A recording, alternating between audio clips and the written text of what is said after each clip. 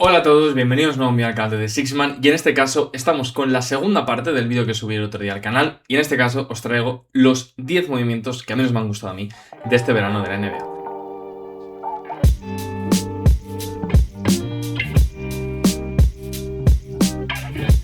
Bueno, pues como os comentaba, el otro día subí al canal ese último vídeo, ¿no? Donde os presentaba un poco los 15 movimientos que más me habían gustado.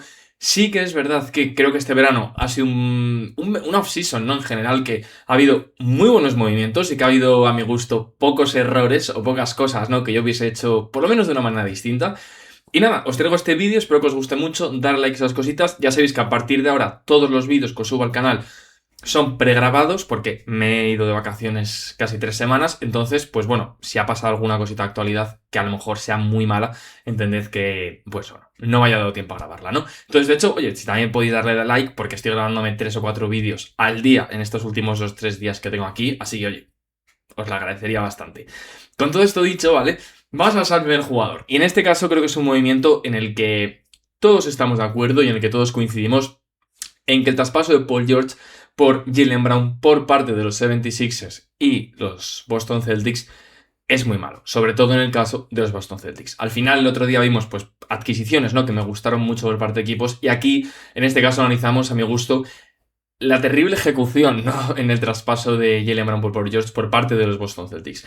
Sí que es verdad que después de toda la rumorología, ¿no? Que había generado, ¿no? Mejor dicho, a través del traspaso de Giannis, que al final se acaba yendo a los Bucks, por ende Jaylen Brown se había visto envuelto, por lo menos, ¿no? En esas conversaciones como ese asset, ¿no? Que se iba a ir de los Celtics a los Bucks, y bueno, yo creo que estaba claro que le afectó, o por lo menos enfrió su relación, ¿no? Con la gerencia de los Boston Celtics, y un poco también con Brad Stevens, ¿no? Que al final no ha salido al final público en ningún momento si Jaylen Brown por su parte pidió un traspaso, pero bueno, creo que estaba bastante claro, ¿no? Que después de lo de Giannis la relación estaba completamente rota y por ende tenía mucho más sentido para ambos lados separarse y buscar caminos distintos. Ahora, el traer a Paul George en ese traspaso podía ser una idea interesante, porque yo creo que Paul George, que ahora lo hablaremos, me parece que tuvo una temporada infravalorada la temporada pasada, pero sí que es verdad que sea la piedra principal en un retorno a un traspaso de Jaylen Brown sin entonces tener un gran cúmulo de picks por detrás, fue un mal traspaso por parte de los Boston Celtics. Lo que os digo. Por otro lado, sí que es verdad que hay dos cosas que comentar. Una, ya lo he comentado en estos últimos vídeos. Los Celtics el año que viene van a ser mejores de lo que han sido la temporada pasada porque tienen a Jason Tatum en vez de Jaylen Brown. Paul George es como un añadido extra y además hay que subarle a Jaylen Brown, ¿no? O sea, a Mitchell Robinson. Es un buen equipo. Pero sí que es verdad que la adquisición de Paul George es una pena porque, hombre, viene a sustituir entrecomilladamente a un jugador que pudo liderar la temporada pasada y estar en conversaciones por el MVP y al mismo tiempo fue el Finals MVP de hace apenas 2 o 3 temporadas, ¿no? Entonces, ¿es una mala ejecución el traspaso? Sí. ¿Los Celtics van a ser buenos el año que viene? También.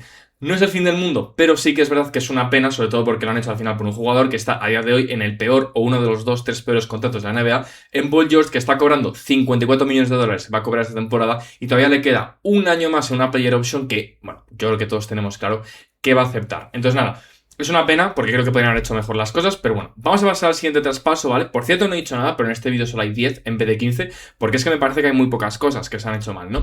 Y una de ellas es este fichaje, ¿vale? Y sé que a muchos de vosotros os va a sorprender, pero ¿cómo vas a meter un fichaje de Bradley Beal, que es un 1+1 con opción del jugador y va a cobrar $5 millones? Pues sí, me parece que está mal. ¿Y por qué? Creo que los Clippers están en una situación rara. ¿Por qué? Porque tienen a Darius Garland, porque tienen a Brandon Ingram, hay que ver si renuevan a Benedict Mathurin, y entre todo ese lío tienen jugadores jóvenes interesantes. Entre ellos, sobre todo, Kobe Sanders y Keaton Waller, que son, a mi gusto, dos jugadores clave para el futuro de los Clippers, en concreto Keaton Waller, que le has draftado el quinto dentro de un draft muy, muy, muy potente y que por ende tienes que darle minutos desde el principio. Entonces, el fichar a Bradley Beal no lo entiendo. ¿Por qué? Porque es un jugador, uno, que no tiene sentido para tenerlo en tu equipo. Es decir, sí te puede ayudar a competir, pero si te ayuda a competir, va a quitarle minutos a jugadores jóvenes, que además, sobre el papel, a día de hoy tampoco es que sean mucho peores que Bradley Beal, o inclusive van a ser mejores, entre ellos yo creo que Keaton Waller. Y es que al mismo tiempo es un jugador que, o es un salario, por lo menos, que yo creo que los Clippers podrían haber invertido en otras posiciones. En concreto un poco en la del frontcourt, jugadores de ala de tamaño, que creo que les hacen falta y que creo que no les hubiesen venido mal, porque al final hay que tener en cuenta que a día de hoy la plantilla, sin Benedict Mathurin, que encima si renovan a Benedict Mathurin estaría en plantilla, es que vas a tener a Garland, a Chris Dunn y a Keaton Wagler, por lo menos en el backcourt, junto a Kobe Sanders, que son 4 jugadores que quieres que tengan muchos minutos. Entonces, meter ahí a Bradley Beal para que les quite minutos a esos jugadores, además, teniendo en cuenta que tampoco es que tenga muchos lazos con tu plantilla, teniendo en cuenta que no jugó casi nada el año pasado, pues me parece un poco tontería y personalmente a mí no me gusta.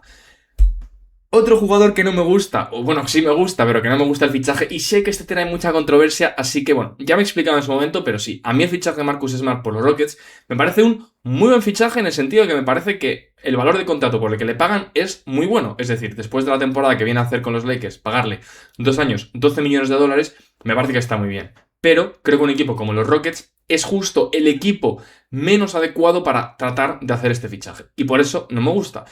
¿Por qué? Hemos visto que 2 jugadores de un perfil que podrían haber sido muy interesante para los Rockets, como es Anthony Simons y Colin Sexton, han ido en un rango entre los 5 y los $9 millones. A mi gusto, creo que teniendo esos dos tipos esos dos jugadores, ¿no? O inclusive un perfil como el de Tim Hardaway Jr., que también ha ido por este mismo contrato, 6 millones, solo que de un año en vez de un 1+1, ¿no? Me parece que es un error, ¿vale? Porque creo que con todos los problemas que ha tenido Houston la temporada pasada de creación exterior, de tiro, de gente que pueda generar, ¿no? Ofensiva desde los puestos exteriores. Creo que teniendo la oportunidad de fichar jugadores de este perfil, aunque sea un tirador más puro, ¿no? Como puede ser Tim Hardaway Jr., o creadores exteriores como Anthony Simons, que es que, vamos, encajarían las mil maravillas dentro de tu equipo y te darían, sobre todo, muchas posibilidades, ¿no? Y alternativas para poder resolver problemas.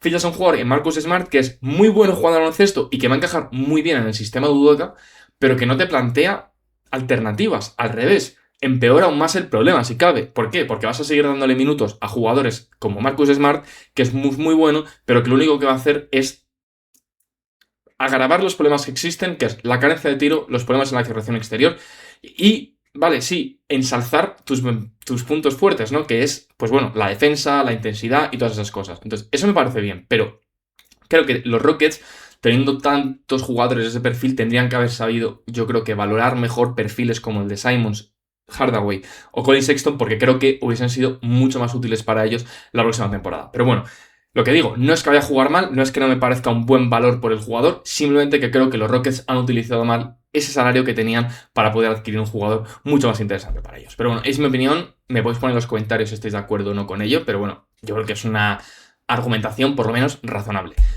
Vamos a pasar al siguiente, que este me parece sin duda uno de los peores y me da rabia por 2 cosas. En primer lugar, porque Dorian Finney-Smith es uno de los jugadores que más cariño le tengo en toda la liga, porque bueno, fue como uno de los jugadores, ha sido uno de mis 3 jugadores favoritos desde que sigo a los de las Mavericks, ¿vale? Porque, bueno, lo que aportó en su momento, su crecimiento además como jugador en general dentro de la franquicia, pues bueno, a mí me encantaba, la verdad, y estaba enamorado de él, la verdad que es que siempre me ha gustado muchísimo, pero el año pasado tuvo una temporada terrible, ¿vale?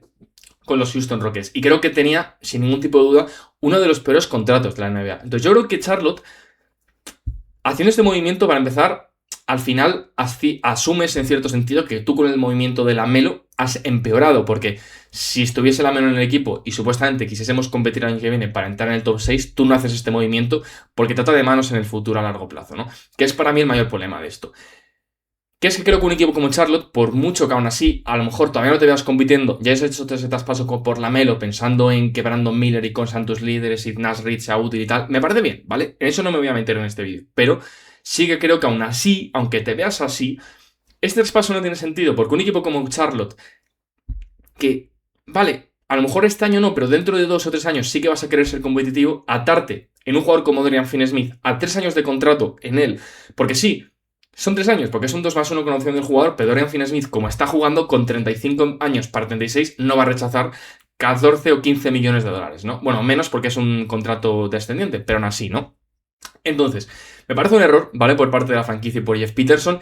¿Por qué? Porque al final has conseguido 3 segundas rondas. Charlotte, que es a día de hoy, si no me equivoco, el otro día lo leí que era el equipo que más picks a día de hoy tenía en toda la NBA, ¿vale? Entre picks de primera ronda y picks de segunda ronda. ¿Tanto merece la pena 3 picks más de segunda ronda para comerte un contrato tan malo como el de Dorian Finney-Smith? Pues no, me parece que es un error, la verdad. Creo que si hubiese sido un 1+1 y vale, en verdad son 2 años porque sabes que va a aceptar ese último año, no me parecería del todo malo, pero 3 años más de Dorian Finney-Smith, que por mucho que me guste, repito, es que tiene un contrato malísimo y creo que no le va a aportar nada a Charlotte más que ser una carga salarial en los libros, me parece un error, ¿vale? Pero bueno, es mi opinión, entiendo que Jeff Peterson lo ha hecho porque al final no se ve para competir ni este año ni el próximo y dice, pues para eso me quedo el contrato de Dorian Finney-Smith y dentro de 2 años, cuando esté en su contrato expiring, lo uso como contrato expiring para ir a por alguien, pues puede ser una idea, pero es que estás asumiendo entonces que los 2 próximos años vas a seguir siendo una mierda, lo cual, pues bueno, teniendo en cuenta la situación en la que estaba Charlotte, me parece un error, pero bueno, es mi punto de vista. Continuamos con Kevin Huerter. A ver, Kevin Huerter ha firmado uno de los peores contratos a mi gusto de la agencia libre. ¿Por qué? Porque al final es un contrato de 3 años, 9 millones de, o sea, 27 millones de dólares, ¿vale? Es verdad que desciende con el paso del tiempo, que eso no está mal en cierto sentido, pero al final tiene una opción del equipo en el tercer año, pero te estás asegurando 2 años en un jugador que, a mi gusto, a día de hoy, no tiene cabida en la plantilla. Y eso es lo que más me molesta de este fichaje. No que le hayan pagado más o menos, teniendo en cuenta que Kevin Huerter a día de hoy, yo creo que es uno de los jugadores que mejor trabajo tiene la NBA, porque es decir, es un tirador que no mete los tiros, pero bueno, que sí, que yo sé que Kevin Huerter hace otras cosas. Evidentemente no me voy a quedar en un análisis tan superficial. Sí, yo sé que hace jugadas ganadoras, es un jugador que aporta mucho a sus compañeros, debe ser un muy buen compañero y debe ser un tío que de verdad mejora un equipo tanto dentro como fuera de la pista, pero es verdad que es un contrato que no se lo merece, sobre todo viendo cómo ha jugado sus últimas 2 temporadas. Pero mi mayor problema es, si tú tenías el ojo echado en Isaiah Joe, que ahí es a donde quiero ir, ¿para qué renuevas a Kevin Huerter? ¿No? Que este es mi punto. Es decir, si tú sabes que vas a renovar y si vas a ir a por Isaiah Joe, que es un mejor jugador que Kevin Huerter, mucho mejor jugador y además que tiene un contrato mejor, tienes a Duncan Robinson que te está funcionando a las mil maravillas, has draftado a Booker Corey, tienes a Dennis Jenkins, tienes a Kate Cunningham. Es decir, en el backcourt de 6 jugadores que tienes, Kevin Huerter es el peor de todos y le acabas de pagar 3 años, 27 millones de dólares. Que sí, que el año que viene será un expiring y que si quieren ir a por un jugador lo pueden utilizar como un expiring. Que sí, no me parece mal. Pero creo que hubiese sido más interesante al equipo haberle firmado en un contrato a lo mejor de, inclusive os digo más dinero, me da igual, 2 años, 20 millones de dólares, pero con el segundo año de opción del equipo. Entonces tú le estás asegurando a él, oye, te damos un año asegurado de 10 millones de dólares que está muy por encima de lo que te mereces. Y te damos el año que viene una posibilidad de que te aceptemos un año más de 10 millones de dólares. Porque a lo mejor llega el verano, los Pistons quieren hacer un traspaso, quieren utilizar esos 10 millones en un traspaso, porque a lo mejor no van a tener espacio salarial para comerse 10 millones de dólares, y lo aceptan y el tío cobra 10 millones más, pero aún así no te estás atando a 2 años como mínimo obligatorios más una posibilidad de un tercero, ¿no? O sea, que sí, que es lo mismo en cierto sentido, pero tienes la posibilidad de ese segundo año no aceptarlo y que entonces solo fuese un expiring esta temporada y también poder utilizarlo entonces en este cierre como un posible expiring de cara a otros equipos, ¿no? Entonces yo creo que ahí los Pistons lo han ejecutado mal porque creo que le han dado demasiado poder en las negociaciones a Kevin Huerter, al menos es lo que a mí me transmite ese contrato, ¿no? Es decir, creo que los Pistons podrían haber sido mucho más exigentes con la duración. Que quería ese dinero, pues bueno, se lo pagas, tampoco tienen ellos problemas económicos, pero no sé si 3 años era lo que se merecían jugar como Kevin Huerter. Vamos a pasar con otro jugador que sé que también trae cola y, a ver, de los Lakers ya sabéis lo que opino de sus fichajes, ¿vale? Creo que van a ser un buen equipo, es un equipo de hecho muy distinto al año pasado, que tienen jugadores que van a ser muy buenos como Colin Sexton, Walker Kessler, Quentin Grimes, etc. Pero me he querido centrar en Sandro Mamukelashvili. Y repito, esto, si queréis verlo como que no me gusta no sé qué tal y así simplista, vale, me da igual, quejaos en los comentarios. Pero creo que este fichaje, a mi gusto, es muy criticable en el sentido de que creo que el dinero que se le ha pagado a Sandro Mamukelashvili tendrían que habérselo pagado a Rui Hachimura. Y de ahí que esté en este vídeo, ¿vale? A mí Sandro me gusta un montón, y ya lo sabéis. Soy muy fan suyo, creo que es un jugador que estaba muy infravalorado cuando estaba en los Spurs. El año pasado en los Raptors fue un jugador clave, que yo además disfruté mucho de ver. Pero creo que no tiene ningún tipo de sentido, ¿vale? En los Lakers, y es que de verdad es que no le veo el sentido. ¿Por qué? ¿Es un buen tirador de 3? Estamos de acuerdo. No es mejor tirador de 3 que Rui Hachimura, que está muy por encima de cualquier tirador interior que hay en la NBA y ahora mismo será uno de los 3 mejores. Que sí, que está... Es verdad, pero Sandro Mamukelashvili no es un 5. Aunque en la posición ahora mismo ponga pivot ahí, es una ala pivot, ¿vale? Y el haber gastado ese dinero en un jugador como Rui, que ha sido tan bueno y tan eficiente durante esos últimos años, que además es un jugador de ala bueno defensivamente, que para mí ese es el mayor problema, sobre todo con Sandro. Sandro es un muy buen jugador, y es un muy buen jugador ofensivo, pero en defensa es un tío con carencias, en especial o en concreto no para un jugador interior.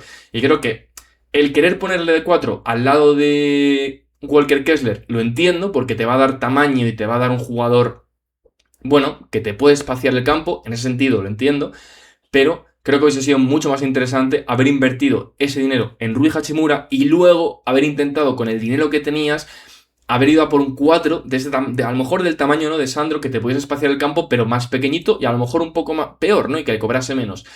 Pero yo creo que ese salario tendría que haber a Rui Hachimura, por lo que os digo. Es un mejor tirador, es un mejor defensor, sobre todo, ya no solo perimetral, en general. O sea, es que es un buen defensor versátil, que te puede defender exteriores, que te puede aportar en el interior, y Sandro te va a poder defender interiores y a duras penas. Entonces, no sé, a mí no me termina de gustar, porque es que además, si le quieren poner de 5, es que ese equipo va a tener unos problemas defensivos enormes, entonces va a tener que jugar casi siempre de 4 con Walker Kessler al lado, pero entonces, lo que os digo, a mi gusto, se queda muy débil a la hora de que a la mínima les jueguen un pick and roll y los defensores principales de pick and roll sean Sandro y Luka. Es que ese pick and roll es desastroso, definitivamente. No sé si soy yo el único que lo piensa, pero bueno, no sé, me ha dado pena porque me alegro mucho por él, porque creo que se merecía ese dinero, pero creo que es otro equipo el que tendría que habérselo dado y los Lakers tendrían que haber soltado esta pasta a Rui Hachimura, que es que además se ha quedado en los Clippers cobrando lo mismo. Es que terrible, la verdad. Y vamos a pasar con Trae Young, ¿vale? Y aquí también, de nuevo, sé que son un poco... Hay muchos jugadores que he puesto aquí, o acciones, ¿no?, que he puesto que son un poco controversiales, y estoy de acuerdo, pero, de nuevo, dejad que dé un poquito mi explicación acerca de Trae Young. A ver, creo que Trae es un gran jugador, ¿vale?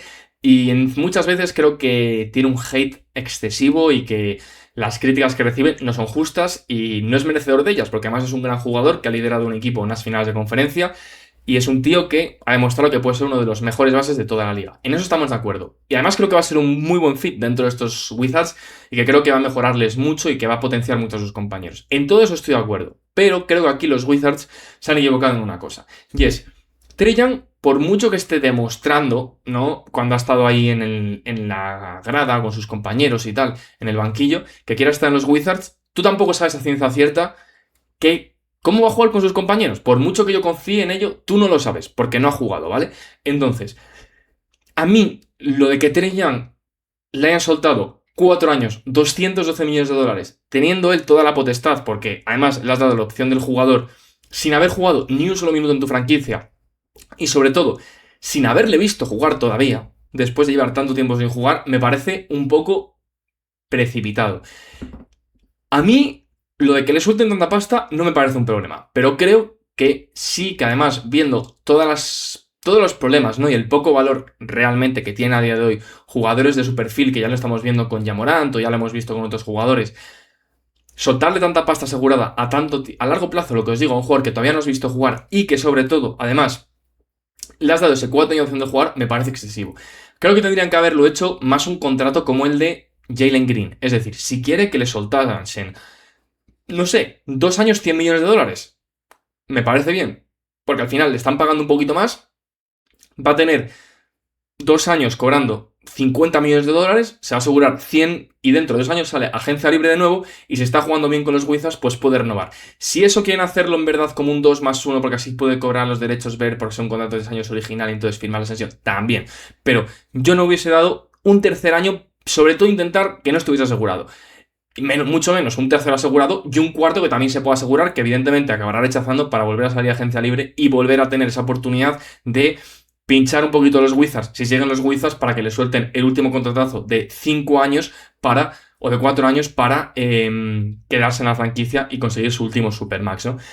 No sé, me parece rara la ejecución de los Wizards. Entiendo que al final no están acostumbrados tampoco a tener ese tipo de jugadores en la plantilla, sobre todo, sí que están acostumbrados, me refiero, han tenido grandes jugadores, ¿no?, como John Wall y Bradley Beal en la época reciente, pero me refiero que, no sé, creo que se han visto que les ha caído un Trae Young del cielo y han tenido miedo de que perderlo o que a lo mejor su relación no empezase con el pie bueno, pero yo creo que se han precipitado un poco. Pero bueno, ojalá yo creo que les va a salir bien, repito, simplemente que yo no hubiese asegurado tanto dinero a largo plazo. Pero bueno, es mi opinión.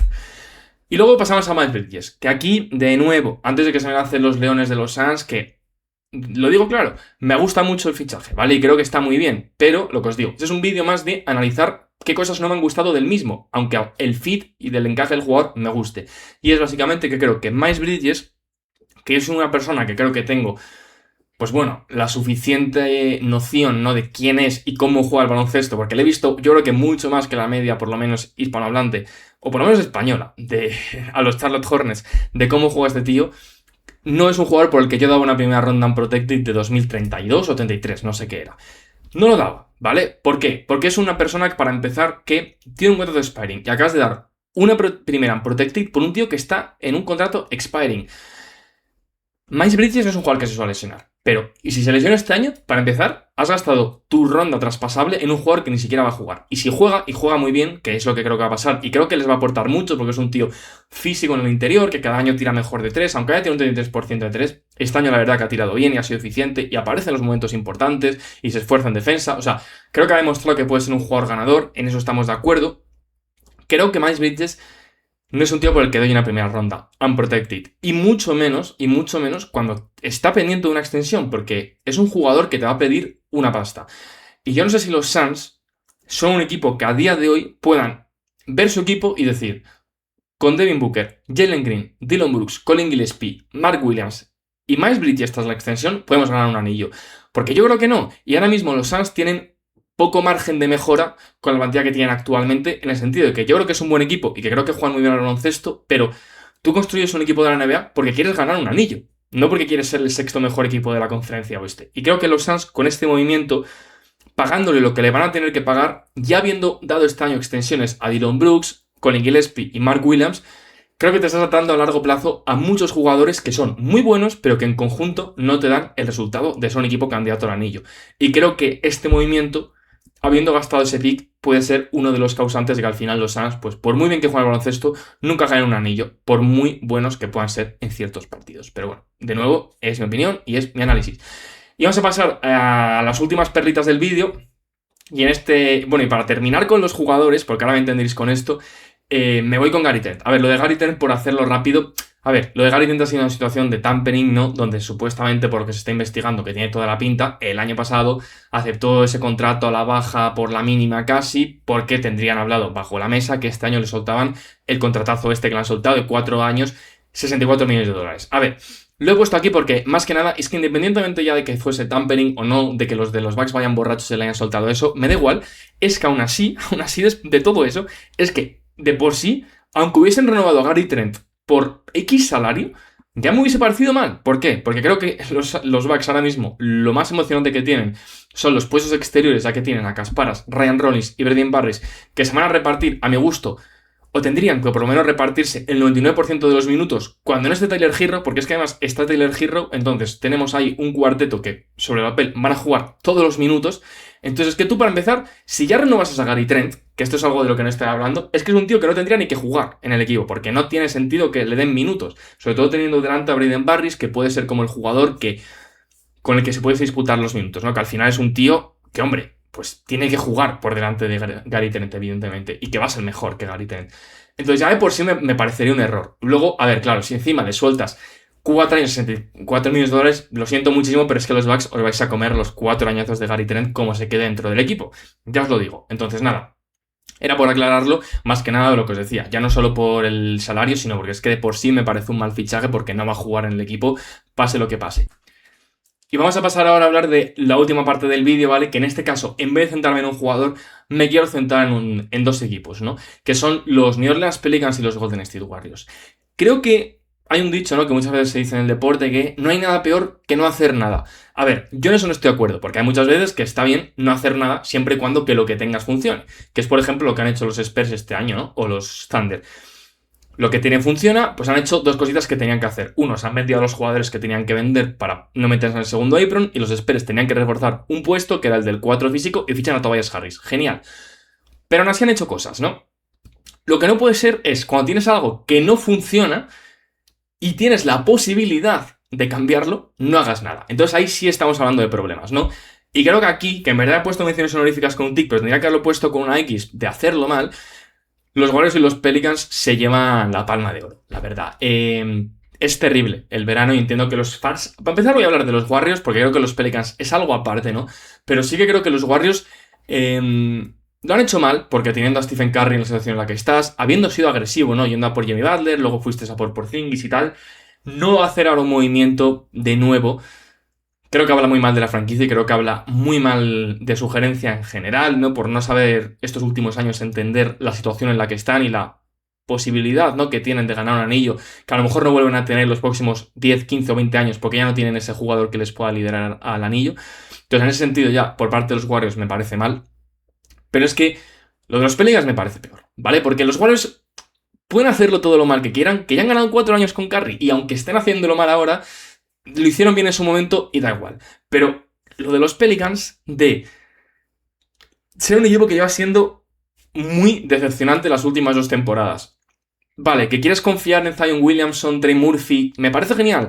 Yo también confío, o sea, yo también creo que pueden ser una buena plantilla. Si están todos sanos, yo creo que pueden ser un equipo por lo menos que se acerquen a ese puesto del play-in o inclusive que estén en el play-in, no. Pero, repito, tú quieres un equipo que gane un anillo de la NBA, no verles competir y entrar al play-in, porque bueno, eso lo puedes hacer con un equipo que tienen todos 20, 21 años, que están en contratos rookies y bueno, vas a ver si pueden competir, si pueden acercarse al play-in y tal. Pero lo que no puede ser es que un equipo con jugadores que están cobrando muchos el máximo o contratos muy grandes estén estancados, no estés mejorando y tú tampoco intentes hacer nada por mejorar, ¿no? Al final, si tu único movimiento este verano ha sido traer a DeAndre Jordan o retener a DeAndre Jordan, que se vaya Kevon Looney, y encima traes a Trendon Watford, pues bueno, que los Pelicans pueden ser buenos este año, pueden ser buenos. Que pueden entrar al play-in y pueden dar sorpresa, pueden entrar al play-in. Pero los Pelicans no van a ganar el oeste. Y creo que un equipo como los Pelicans lo que tenía que hacer este año era tomar un rumbo, es decir, o tirar la casa por la ventana y traspasar por Jamorant y traspasar por no sé quién y traspasar por un pivot, por Miles Turner o no sé qué,